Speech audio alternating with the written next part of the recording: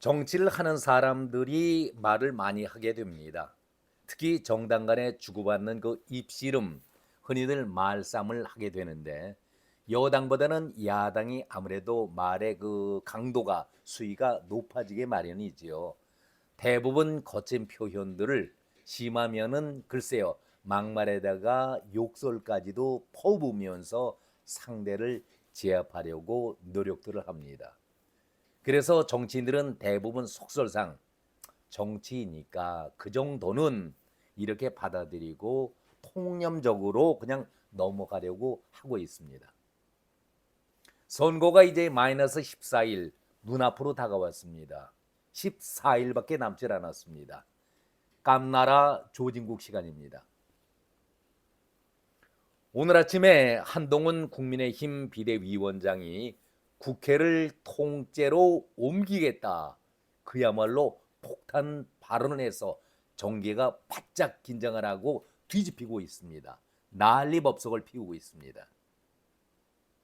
한마디로 여의도 정치를 청산을 하자.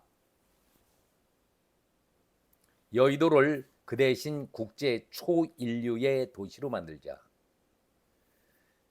국회를 통째로 세종시로 옮겨서 워싱턴 DC처럼 우리가 국회를 운영하도록 하자. 그야말로 나라 자체 근본을 바꾸겠다 이런 얘기 아니겠습니까?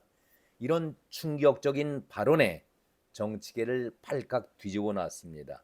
선거를 보름도 아닌 14일을 남겨놓고 그야말로 표몰이에 한참 열을 올리고 있는데 한동훈 위원장의 이런 충격적 발언이 글쎄요 국민들에게 어떤 영향을 미칠 것인지 우리가 지켜볼 필요는 있겠다 그런 생각을 가져봅니다.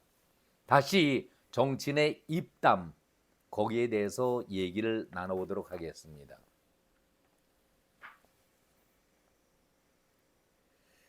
정권을 잡고 있는 여당의 경우는 대부분 방어는 자세죠. 수세 방어는 입장이기 때문에 적극적이지 못하고 늘 얻어맞고 소극적인 입장을 표현하고 있습니다.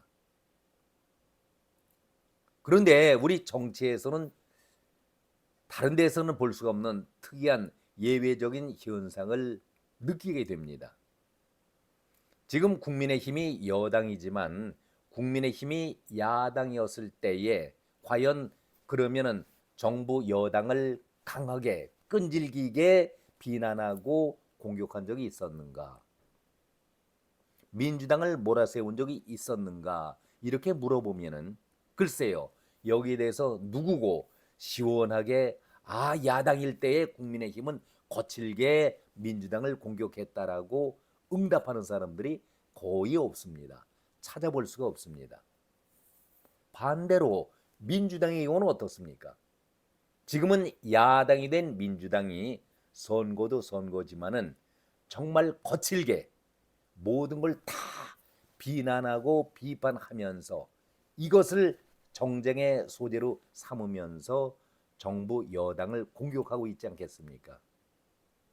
그것도 사실에 바탕을 둔 그런 공격이면은 어느 정도 받아들일 수 있지만 거짓말과 막말 이런 것까지 동원하면서 사실에 바탕을 두지 않고 흔히들 찌라시라고 하죠. 여의도의 찌라시. 거짓말을 내세우면서 정부 여당을 특히 국민의힘을 직접적으로 공격하고 있는 것이 요즘의 추세 아니겠습니까? 물론 많은 사람들이 야당이니까 정부 여당을 공격하는 것은 당연한 일이다 이렇게 긍정적으로 바라보는 있지만 민주당의 평론가들 입에서도 아주 입에 침이 마를 정도로 역성을 들고 있기는 합니다. 한마디로 자기 식구를 감싸야 옳은 것이다 이런 생각하면서 정부 여당을 함께 공격하고 있습니다. 그러나 이런 것 자체는 잘못된 것입니다. 민주당이 정권을 잡고 여당일 때에도 여러분 기억하십니까? 야당 때와 별반 다르지 않게 아직에 거칠고 막말을 쏟아내면서 정권을 잡았던 것 많은 국민들이 다 알고 계십니다. 이제 정부 여당을 공격하는 야당 민주당이 이제 당연하다라고 혹세 무민격의 얘기를 하고 있다는 것은 앞뒤가 맞지 않는 모순된 그런 모습 아니겠습니까?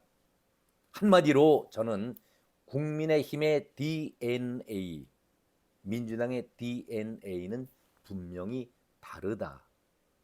저는 그런 생각을 가져봅니다. 총선거가 제가 14일 남았다고 말씀을 드렸는데요.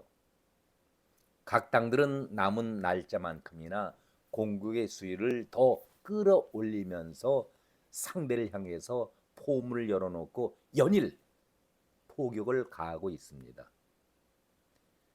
정확한 포격이 되든 말든 일단은 융단 포격을 해대면서 상대를 무참하게 제압하겠다는 것이 국민의힘도 그렇고 민주당도 그렇고 똑같은 입장 아니겠습니까? 그런데 방송들마다 이재명의 발언 수위가 날로 높아지고 있고 거친 표현 때문에 막말 망언에 대해서 우려를 표하고 있는데도 이재명은 결코 아랑곳하지 않고 있습니다. 제가 제목에도 달고 있습니다마는 이재명 못지않게 조국도 점이 가경이 있죠. 정말 눈 뜨고 볼 수 없을 정도로 아주 이재명과 호흡을 나란히 하면서 정부 여당을 공격해야 되고 있습니다. 우리 속담에 그런 얘기 있죠. 친구 따라 강남한다 이런 말이 있는데 조국이가 사실 같은 처지 아니겠습니까? 이재명과 동병상련의 입장이기 때문에 아주 닮은 꼴로 정부 여당을 공격해야 되고 있습니다. 그 패턴 다 기억하시죠? 한동훈 위원장 비방에 헛심 쓰지 말고 수사 받을 준비나 하길 바란다. 아니 저는 이 얘기를 들으면서 정말 코웃음이 나오더라고요. 아니 누가 누구에게 할 얘기입니까? 도둑이 지금 실형 2년을 선고받은 사람 아닙니까? 그런데 오히려 비방에 헛심 쓰지 말고 수사 받을 준비나 해라. 내가 국회에 들어가면은 한동훈 특검법을 발의해 놓았으니 국민들에게 약속을 했으니 아마 이것도 윤석열 대통령이 거부권을 표하지는 않을 것이다. 이렇게 얘기하고 있습니다. 여러분들은 이 말에 동의하십니까? 또한 이재명 하면은 상대적으로 거친 말, 거짓말 하는 것이 상징적인 표현 아니겠습니까? 그래서 민주당 안에서도 이제는 이재명의 지원 유세라든가 지원 참여를 손사래를 치면서 거부하고 있는 것이 요즘 추세 아니겠습니까? 이제 본격적으로 선거가 되면은 이재명이 등단해서 아무하게 후보를 지원해 주세요 하는 것이 오히려 역효과를 거둔다. 이렇게 불만의 소리가 나오고 있는 것이 현실 아니겠습니까? 왜 그렇습니까? 이재명의 헛소리와 헛발질이 결코 후보들에게는 도움이 되지 않는다. 이렇게 판단했던 것 아니겠습니까? 그러니까 친구 따라서 강남에 갈 수가 있는데 물론 강남에 갈 수가 있습니다.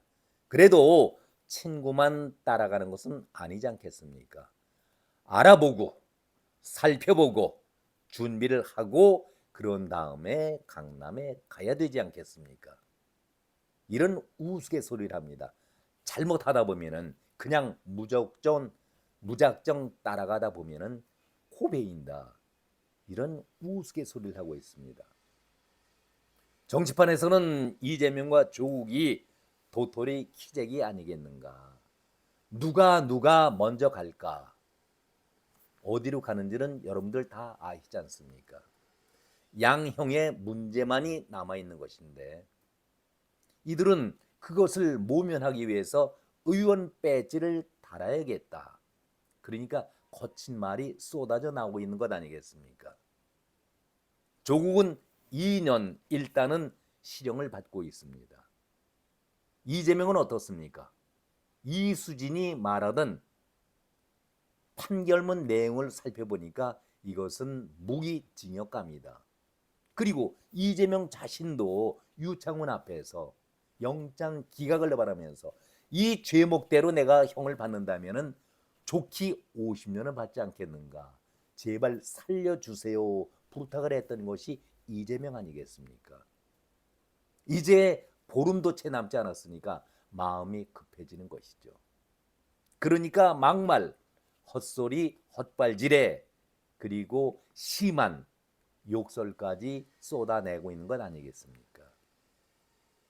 우리 젊은이들이 특히 20대가 조국을 인정하지 않고 있습니다. 이재명 자체를 인정하지 않고 있습니다. 왜 그렇습니까? 그들에게 가장 필요한 것은 정직성과 도덕성 아니겠습니까?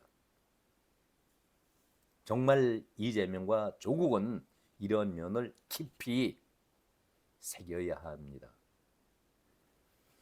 이재명이 하는 헛소리, 망언은 어제 오늘의 일이 아니죠. 조금 나아지려고 대통령을 뽑았는데 차라리 없었으면 나았을 것이다. 수서역에서 지난 24일에 이런 망언을 했었습니다. 이것이 단순히 일회성 발언이 아니었다는 것에 심각성이 있는 것입니다. 이건 정신적으로 문제가 있는 겁니다. 그 바로 전날 경남 김해에서는 나라가 이렇게 순식간에 망가지는 걸 본 적이 있습니까? 차라리 대통령이 윤석열 대통령이 없으면 낫지 않았겠는가? 이건 폭언 선동질 아니겠습니까? 어느 정도 도를 넘는 수준을 넘는 그야말로 망발 아니겠습니까? 어제 또 이런 폭탄 발언을 했었죠. 정부라는 것이 든든한 아버지, 포근한 어머니가 돼야 하는데 지금은 의붓 아버지 같다. 매만 때리고 사랑은 없는 계모 팥쥐 엄마와 같다. 아니 이거야말로 제가 이재명의 정신 상태를 언급했었는데 이 사람의 인성을 우리가 제대로 알 수 있는 것 아니겠습니까? 이거는 편견 아니겠습니까? 그렇다면은 친부, 친모가 아니라면은 폭력적이고 사랑이 없는 가정이라는 말이라고 이재명은 주장하고 있는 것입니까? 이런 편견을 갖고 지도자가 왜곡된 가정 이런 생각을 갖고 있다라면 혹시 이재명 자신이 어려서 자랄 때에 그런 환경에서 자라서 그것이 늘 머릿속에 남아있는 것은 아닌지 모르겠습니다. 이재명은 이것이 어제 얘기 한 번으로 그치는 것이 아니었습니다. 몇 달 전에도 정부를 비판하면서 이런 얘기를 했었습니다. 회초리를 든 무서운 의붓 아버지 같은 모습이다. 그래서 그때 논란을 일으켰던 장본인 아니겠습니까? 저는 이재명이 이렇게 선거를 앞두고 물론 급하기 때문에 초조하기 때문에 거친 표현을 어느 정도 이해는 할 수가 있겠지만 아니 이런 말을 반복적으로 하는 걸 볼 때에 이재명의 정신 상태가 정상적이지 않구나. 인성을 갖추지 못한 사람이구나. 이것을 그대로 느낄 수가 있었습니다. 그러다 보니까 성년이 되어도 똑같은 그런 생각을 갖고 모든 것을 비난하고 비판적으로 바라보는 그런 시각이 지도자가 되면은 절대 그런 사람, 그런 생각을 갖고서는 지도자 되면 안 됩니다. 한마디로 한풀이를 하는 지도자는 지도자 자격이 없는 겁니다. 그가 요즘에 물가를 거론하면서 아르헨티나 예를 들고 있지 않습니까? 이거 정말 경제를 몰라도 너무 모르는 무식한 발언 아니겠습니까? 우리나라 정치가 지금 아르헨티나 모습을 닮아가고 있다라고 얘기하는데 누구나가 다 우리 모두가 다 알고 있는 것이 아르헨티나 대표적으로 포퓰리즘으로 망한 나라 아니겠습니까? 기본 시리즈 이재명의 간판입니다. 자기의 정치 구호로 내세우면서 돈 나눠주자. 나중에 일은 나 몰라라. 후대가 갚으면 된다. 우선 배고프니 돈이 없으니 돈 풀어 쓰자. 문재인 정부 때 얼마나 많은 돈을 풀어냈었습니까? 아르헨티나처럼 그냥 무조건 퍼주자 이런 주장을 해서 아르헨티나가 결국은 어떻게 됐습니까? 망한 나라의 예를 들고 있으니 너무나도 한심한 것 아닙니까? 아르헨티나는 70년대에 정말 세계의 선진국이고 자원부국가 아니었었습니까? 그런 나라가 좌파 정권이 들어서면서 국민들에게 인심을 더 얻기 위해서 정권을 연장시키기 위해서 그냥 무조건 퍼주고 감면해주고 즐기다 보니 나라가 거덜이 난 것 아니겠습니까? 그래서 지금 아르헨티나는 선진국이 아니라 빈국으로 전락을 했는데 아니 그 잘 살던 나라가 왜 망했습니까? 그냥 무조건 생각 없이 퍼주고 나눠 쓰고 얼마 전인가요? 작년인가요? 스위스에서 국가에서 보조금을 다 나눠준다고 했을 때 국민들 스스로가 반대라고 우리는 그걸 받지 않겠다.